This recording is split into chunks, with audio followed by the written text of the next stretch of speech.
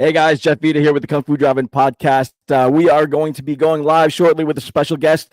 But before we get started, I wanted to talk to you guys about Belly and Snout for my guys out on the West Coast. If you are in the Rancho Cucamonga area and you want some Filipino food with a comfort twist, go over to Haven City Market and check out Belly and Snout. Chef Warren and Natalie Almeida put some awesome food together with a Filipino flair. Pork belly tacos, pork adobo rice bowls, and so on. And for my followers, if you use the promo code Kung Fu for the Belly and Snout merch shop, get 15% off, like this awesome hat. So go do that. And then one more shout out. So that's Belly and Snout. And then one more shout out to Brew Dragon Coffee. Check them out as well. They will be doing something cool with the Kung Fu Drive-In very shortly. So take a look at that. But let's get to the main attraction. So stand by and we're going to go live.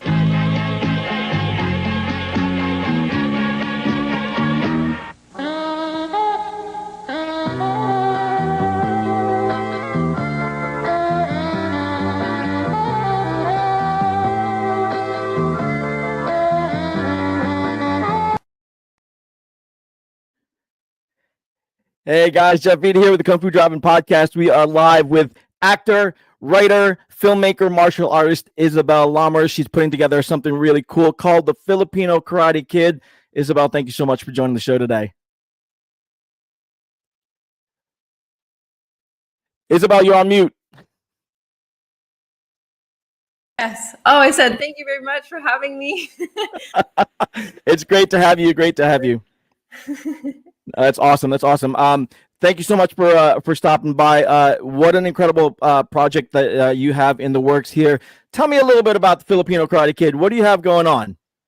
Well, at the moment, I don't know if I should give a brief update. Just in general, we started working on our fight choreography for the final fight of the film. So we recently started working with our stunt coordinator, Lauren Mary Kim. Some people might know her. Nico Ramirez, who is our assistant. So yeah, we've been fleshing out some details, trying to get inspiration from different strands of FMA and just seeing what we can set up to make it look really, really special. That's awesome. It's a great story behind the concept as well. It's a little bit autobiographical. The character Nia is a mix of Filipino and I'm not sure exactly what, but she's half and half, right? I know you're half German. I'm half German, yes. And It's actually a very interesting play because we decided to keep her half German as well, which is something that people don't often see much. But in the Philippines, you're generally assumed to be half American. So that's going to be one of the topics also in the short. It's interesting. And this particular project resonates with me a little bit in a number of ways. I'm Filipino as well. However, my wife is Caucasian, so my kids are half and half as well. So it's an intriguing aspect of it for me. But tell me a little bit about why you couched this story in martial arts. It could have been just a coming of age story in any number of genres. So why particularly the martial arts aspect of it? I think that a lot of people have found stability and community in martial arts. And the more I get into the community, I always feel like there's more and more people who have not had a space they fit in. And then suddenly in the martial arts community, they feel welcome and they find their purpose. And so when I discovered Filipino martial arts, it was a similar journey for me to be like, first of all, our country has their own martial art.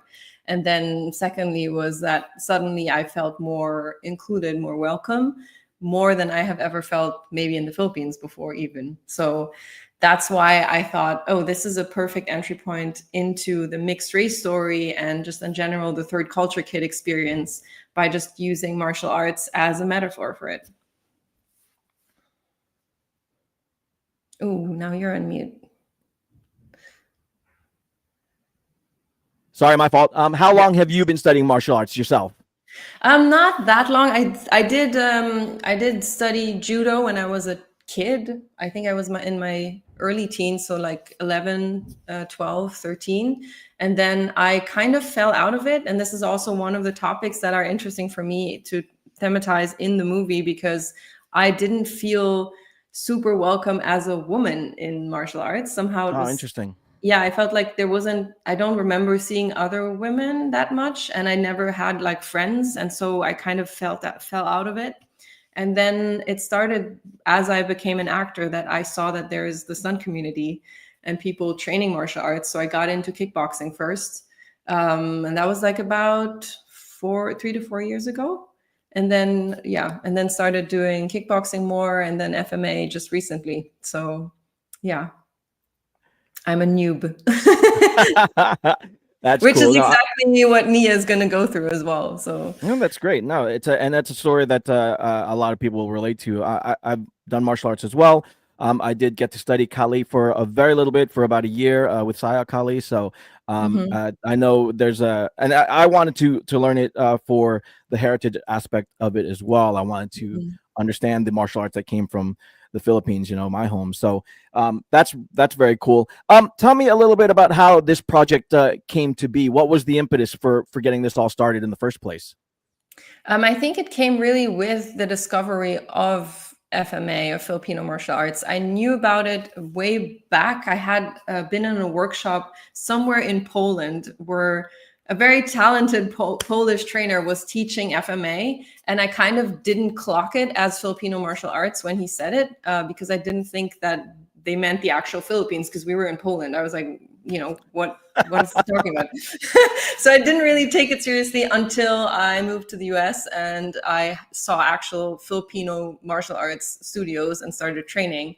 And, also met a lot of Filipino Americans, which is kind of new to me because I only moved here very recently. So I always struggled finding a Filipino community exactly because of the way I look. Like, I don't look Filipino. And so, yeah, just joining the Filipino martial arts community here in the US and meeting Filipino Americans who have a similar experience of not being quite as Filipino enough as Filipinos who grew up in the homeland. So, yeah, that was kind of this whole journey of starting to find more of my own space and then realizing how much I didn't have that space before and creating a story out of that, combining it with martial arts, I think was very straightforward. Interesting, very cool. I have three daughters, and again, they're going to be Oh, half Filipino, half congrats. white. Thank you. But the concept of not being Filipino enough, did you get that often enough for you to recognize it? Because I'm very conscious about that with my daughters as well. I try to um, have them experience both cultures and be aware of it, but they haven't, as far as I can tell, haven't had that thrown much in their face. Is that something that you faced often? That's interesting, and I'm glad that it's not the case. I think it's now people, especially in the US, I have the feeling that it's more, people are more sensitized towards it. But I grew up in the Philippines, and Mm. I have always been told that, first of all, I don't look Filipino. So I've been in a lot of discussions where I basically had to defend that I'm Filipino, and I had to argue why I'm Filipino. Oh, And wow. people, yeah, it's really interesting because I think just seeing me, and also, like, I don't know if my gestures maybe are Americanized or whatever, but I've just had like so many discussions, and it's a repeated thing every time people meet me. I will always introduce myself as Filipino, and it's always the first reaction is like, yeah, okay, and then they don't understand, and when they I find understand. out that I'm half German, people automatically jump and assume that, oh, okay, you're German then. So it becomes Uh, like a one-sided drawer thing for most people. So either it's that or it's the other. And then I've had people ask me like, but you can't be from two places at the same time, as if I should make up my mind. yeah, right, Like, right. I can't like make up my mind about my ethnicity. That's just what it is. Like, I don't know what to tell you. It's a much bigger world out there. Yeah. Sorry. Sorry to Yeah. break it to you, but the world is changing. But tell me a little bit then about what Nia is going to go through in Filipino Karate Kid. She's going to obviously experience a lot of this. What is going to drive her in the story? Yeah, so in the story, this is obviously the short film we're making is a proof of concept. So we want to show that this is successful and people want to see it, and then we can raise financing for a longer feature film. So I'm just like mixing it a bit. The storyline that she'll go through is probably from both the shorter and the long version. But in essence, she comes back home to the Philippines. She's in college age times, and she attends college. And basically her main goal is to compete in the Filipino national championships, but she needs to join a national team to come in to join the championships. And so that's her main goal for the short film, is to make it into the teams. She goes to the tryouts, but she kind of faces rejection from the start because of her looks and because of her not being trained enough in FMA. So she's in a way, she's a bit of a impatient, maybe a little bit arrogant character who thinks she can make it. But she also just desperately wants to prove that she is Filipino enough by getting into the team. And so she gets some support from some from a trainer, from another student who's at the school, and secretly trains to get better. And this whole journey kind of takes her through all the encounters of her not being fully Filipino and what parts aren't. And she has like a few encounters also with her mother, who tries to make her the perfect daughter for her, which in the Philippines often is very linked to a post-colonial mindset of being white and being hence privileged. So her mother is kind of pushing that side of a trophy daughter in a way.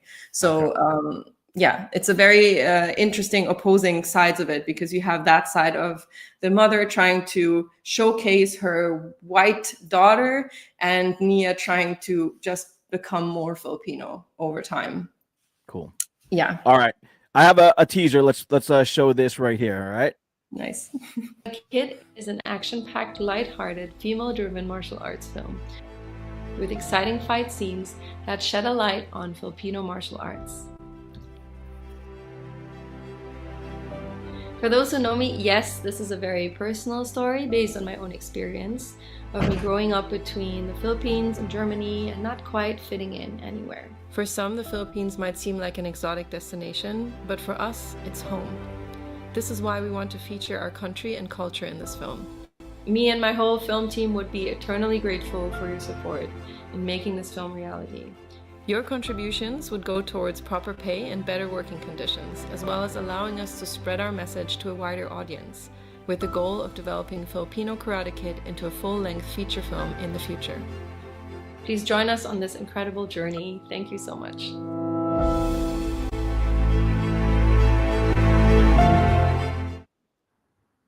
Yay! Pretty cool. And that Kickstarter is going on right now. That is the address, and let me put this up there so people can see it, if they can hit that QR code there as well. What has the process been like for you regarding the Kickstarter? Has it been crazy? It has been really crazy. I mean, I'm a first-time filmmaker. Most of the people in my team are like experts in their fields, but like we haven't fundraised before, so it's been a challenge. It's been an interesting challenge. And someone told me recently, they put it in really nice words, the feeling is you've never been as supported and as alone at the same time. Because yes, you kind of get the support, and there's people who reach out and donate you never thought they would. But at the same time, it's also like you're kind of like hassling and not sure what to do, at least for us. I mean, I probably should have planned the campaign better. Again, it's my first time. So I kind of just did what I thought made sense. And then I learned on the way and adapted on the way, seeing which things worked, also seeing who the audience is and who's kind of the most interested in making this happen and who's the most supportive in making this happen. So it's been such a learning curve, I'd say. What has been the hardest part about the Kickstarter? Has it been reaching out and connecting with people, or the actual behind the scenes fundraising part of things? I think if you're talking of like hard, of course, it's a lot of work. It's a lot of like messaging, because people want to be directly in touch and want to know what they're donating for, because it's like a trust-based thing, right? We're not like an investment in like a long feature film where the ticket sales will make money afterwards. This is the starting point where we have to show people that if you join the team, it's kind of going to be a cool journey, and we're all going to make this happen, and you're with it from the start. So that's the thing that we can offer. Of course, we also have these, the rewards, like getting sticks from the Philippines or getting training with our stunt coordinators. All these things are also quite cool, but it's still a donation. But to be honest, the hardest part on an emotional level for me was like the showing yourself out there and being like, this is my project. You might think it's cheesy. You might think it's weird. There's so many things that I could worry that people would judge about, like, oh, she's not experienced enough as a martial artist. Why is she doing this? Or, there's just so many reasons that I could be insecure about. So I think just even making the story and making the pitch video was freaking scary. So I think for anyone wanting to do this and try this, for me, that was the biggest obstacle I had to overcome. And still is. Like every time I make a video or speak about it, I'm like, oh God. Well, then let's get into that a little bit. What made you decide to make this your film debut? As an actor, as a writer, you're working in front of the camera. What made you decide, I'm going to step behind the camera and tell this story? That's a very good question. I've been writing for a couple of years. I have like a feature film somewhere sitting around and a series. But they always say to write about what you know. And I have written stuff that kind of let it, it had influence of stuff that I know, and that's things I experienced. But I went to ask myself, what is the core? What is the thing I've been struggling with most? And what is the thing I'd say, they always say, like, what is something you'd be ashamed to talk about? And I think this would have been one of the things that I just feel so awkward about. And I've had so many weird moments where I felt really triggered because like I had to, again, defend myself, or being told how I look or how I don't seem. And it just made me realize that there's no way around it. Like you have to start with a thing that, hits the core. Because, that's where you unwrap. And to be honest, I even had certain conversations about the script that were super painful, because some people were telling me like, oh, but what's her problem anyways? Like, why is she worked up about this? Why can't she just accept that she just doesn't seem Filipino? Like, just accept it. So that was even just writing the script, bringing the story forward was this whole, encounter with a thing that is so painful to look at. Sure. So yeah. I think, and that's what we do in art, right? We try to unwrap and, do the thing that others might hope someone would do, but don't want to look at themselves. And then hopefully it helps other people too. Yeah, that's what I'm hoping for, at least. Definitely get comfortable with being uncomfortable, right? Yeah. You have some great people attached to it. I know Lauren Mary Kim from the stunt community. I cover a lot of stunt choreographers and action directors and stuff. I know she had the Kali Diaries out there for a little while. How did she get involved with this whole program?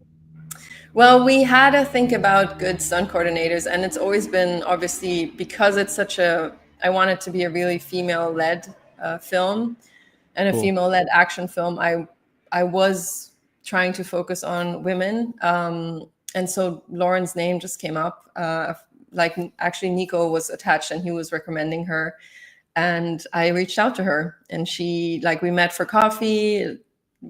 She read the script, really liked it. And I think one of the key things with her is also that she is like full Chinese, and she has the same rejection story from her people that I experienced because of also her looks. So I think she's like the ideal person to be on board with this, because she so much connects with the story and has had the same problem.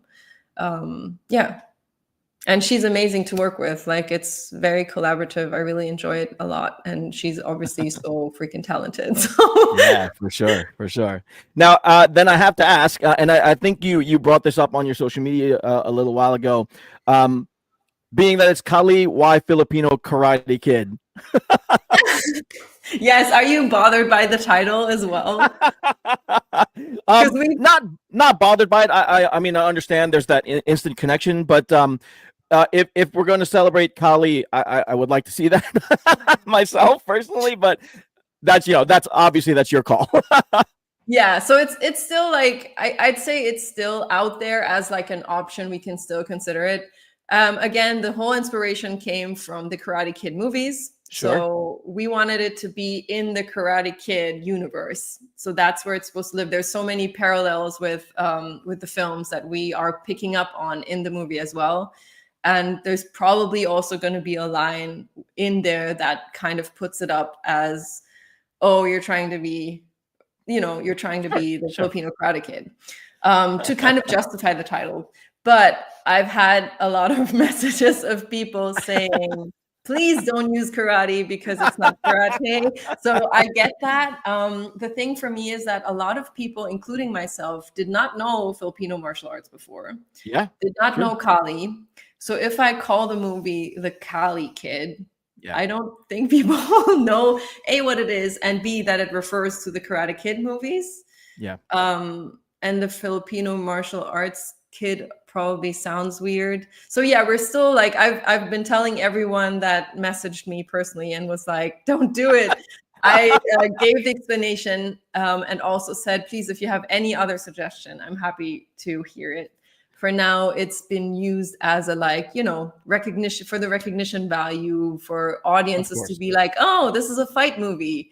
And we're going to make it very, very clear that it's FMA. So please don't worry. We will write it somewhere.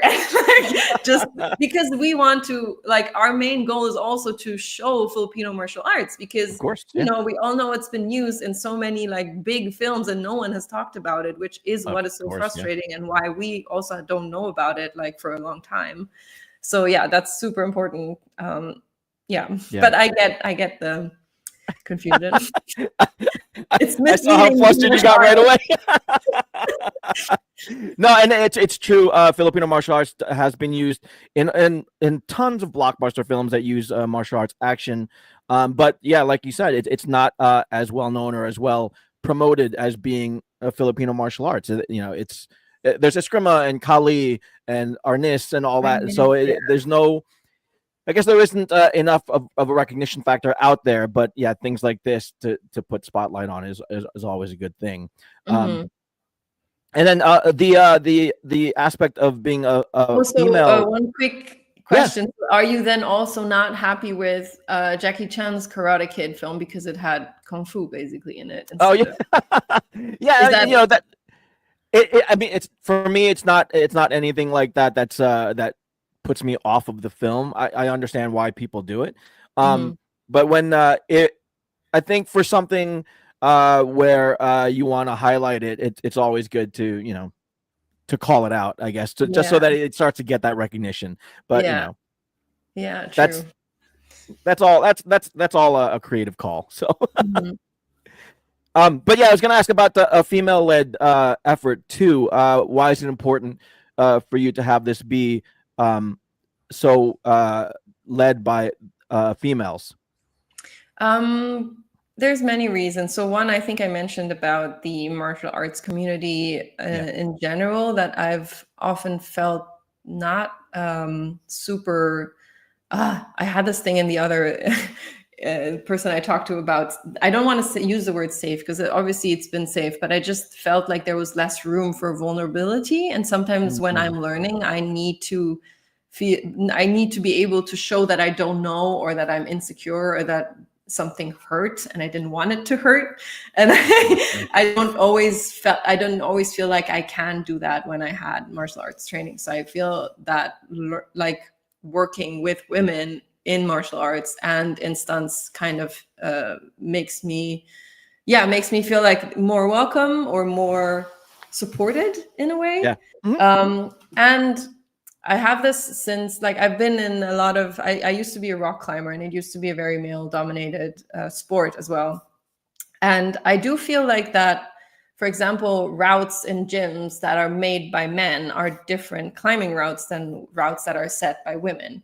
Interesting. And likewise, I would say that probably fights and choreographies And stories in general, like action stories, are different when they are written and performed by women versus when they're, written and performed by men. So I just want to see more of diversity in that. Maybe it won't be like a big, like, oh, this looks so different because a woman made it.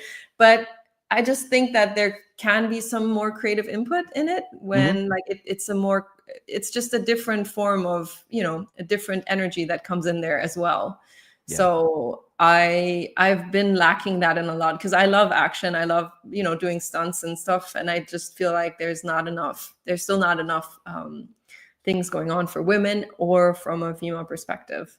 Like a lot of action things I see, series and movies, they still have like a male gaze on things. And a lot of women are side characters, or they're like helping the story onwards, and they don't have like, they're not three-dimensional as much. So it's still, I know that a lot of people are trying and working on it. So I'm very appreciative of everyone's work on that. But yeah, I just want to contribute and see some more of that stuff out there. Cool. Speaking of training, I'm going to show a quick clip of you training here. All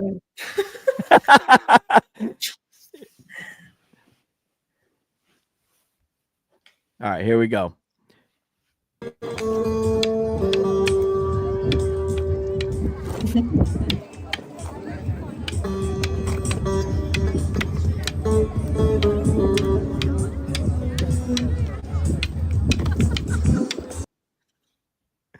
So there you go. What was the training like for this? Because again, you said you were new to it. So what was it like for you to pick up the stakes and get into that movement? I basically learned from Nico Ramirez, who's attached to the project as well. He's assisting Lauren. So I learned a lot from him directly because he was part of the team I trained with here in LA. And then I also was in the Philippines at Luneta Park with Grandmaster Dagog. And yeah, I just tried to pick up wherever and try to, just keep going. I went to Balintawak recently with Brian Sawyer here in LA.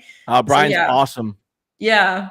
It's like, it's just a bit overwhelming. Like if I tried like some Pikidi Tersha and then mostly Inasanto. And now I looked at Balintawak and I was like, oh, wow, it's just, there's so much. And like, there's so many tiny differences, but I also enjoy that a lot because having all these differentiations and knowing why we do things differently in each of them is like, what I like about FMA is the challenge of the intellectual side of it and the physical side. So you kind of have both in there in the martial arts, which I didn't know you could have. So I think also what helps me a lot with it is like the coordination. So I like doing coordination drills and just getting like left-right coordination going, because I feel like that really helps my memory and my brain function somehow. So it's something that you can drill at night before you sleep, and it still fits into your schedule. So yeah, I think it's been an amazing addition to my workout because I can build in FMA practice in addition to other things easily. So yeah, cool. And it's very collaborative too. So I've been enjoying that a lot. So safe to say then that you're going to continue training FMA? Yeah, for sure. There's so much to learn. I mean, there's so many strands and so many different like teachers to follow. So yeah, I'm always surprised like how many different variations there are. Like if you learn one thing and then suddenly it's like, oh, but you could also transfer this to knives, and you can also now transfer this to swords, and then it just keeps on going. And like I've also tried some silat meanwhile, and it's just we're building in some panantukan into the fight as well. So cool. Yeah. Very cool. And I keep saying, if anyone has any inspiration or ideas or clips where they're like, this moves are really cool, you should try it, please send them over. Our creative team will be thrilled. So that's awesome. That's awesome. You have a lot of great experience there behind you. So that's very cool. So talk to me about the Kickstarter. I'm going to put this up there again. There's the QR code for it. How many days do we have left to get you to a success on this Kickstarter? Yeah, we have 4 days left, so it's final call. If you wanted to support, it's the time is now. We are also looking for people who are like executive producers who want to have like their name on this project, so we can move into the feature film with them. So yeah, if you know anyone who's like a martial arts enthusiast, or I think it's martial arts enthusiast and Filipino community that have been most supportive so far and have been most interested. Yeah, but I think in general, if you have a mixed race background, if you have a third culture experience, this is like a really cool project to support, because it's not on the nose. It's not like pushing an issue. It's just going to be a very fun story and a very cute and relatable story as well, but also has some action. So I think it's going to be fun. And yeah, we're going to make this happen. I know it's like just 4 days, but we have a lot of ideas what we can still do, and we just need a little bit more support. So let's do this. Let's do this. So my audience out there, guys out on the West Coast, guys out here on the East Coast, guys overseas, take a look at the Kickstarter. That's right here. And then that QR code, I'll put that up as well. And that will be on all of the live, so you can take a look at that. Isabel, best of luck with this program. Again, I relate to it in a lot of ways, and I'll make sure my daughters watch it as well. Yes. And I hope they get something out of that experience. But good luck to Filipino Karate Kid. Good luck to you, and let's make this happen, guys. So everybody out there, go check out the Kickstarter, and let's get the Filipino Karate Kid up on the big screen.